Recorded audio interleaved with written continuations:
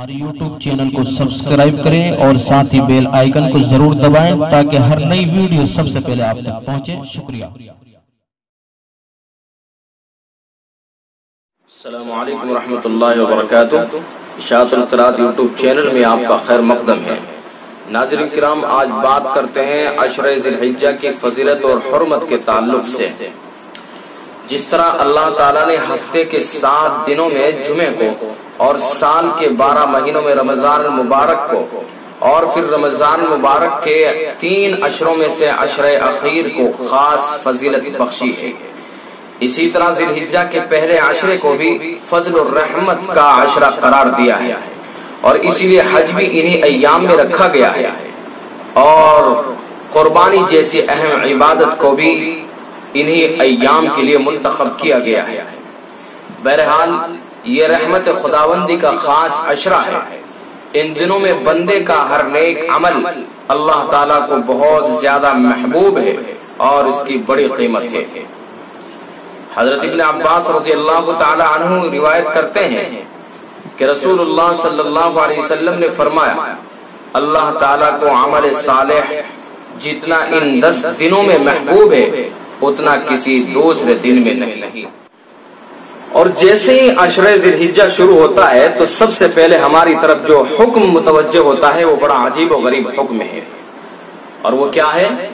उम्मुल मुमिनीन हजरत उम्मे सलमा रज़ियल्लाहु ताला अन्हा रिवायत करती हैं कि रसूलुल्लाह सल्लल्लाहु अलैहि वसल्लम ने इरशाद फरमाया, जब ज़िलहिज्जा का पहला अशरा शुरू हो जाए, यानी ज़िलहिज्जा का चांद देख लिया जाए और तुम में से किसी का इरादा कुर्बानी का हो तो उसको चाहिए कि अब कुर्बानी करने तक अपने बाल या नाखुन न तराशे। दरअसल ये हज का अशरा है और इन अय्याम का खास अमल हज है, लेकिन हज मक्का मुअज़्ज़मा में जाकर ही हो सकता है, इसलिए वो उम्र में सिर्फ एक दफा और वो भी अहले इस्तिताअत पर फर्ज किया गया है।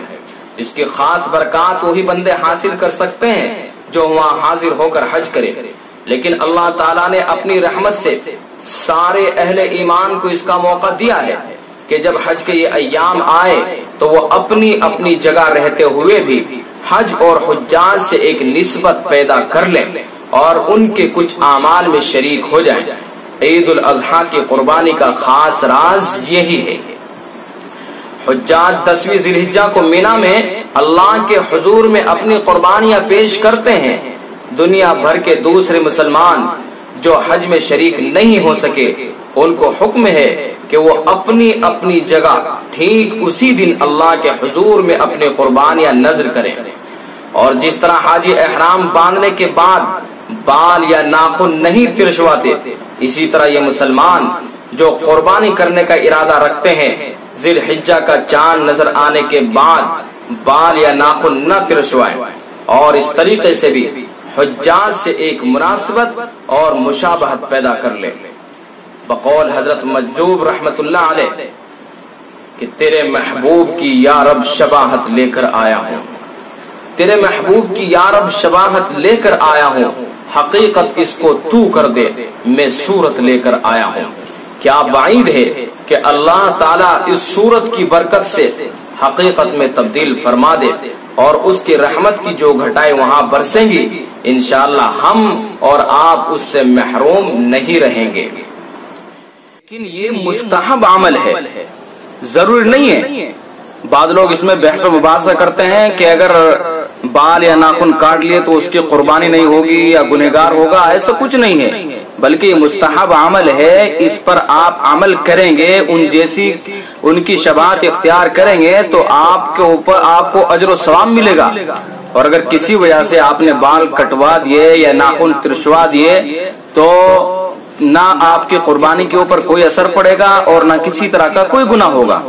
और इसी तरह से ज़ेर नाफ के बाल या बगल के बाल अगर इनके ऊपर 40 दिन गुजर गए हैं तो अब इनको तिरछवाना, इनको उनकी सफाई करना वो वाजिब है।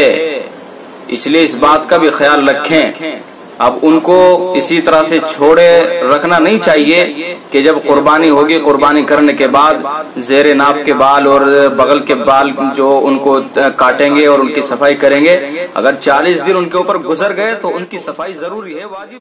हमारे YouTube चैनल को सब्सक्राइब करें और साथ ही बेल आइकन को जरूर दबाएं ताकि हर नई वीडियो सबसे पहले आप तक पहुंचे। शुक्रिया।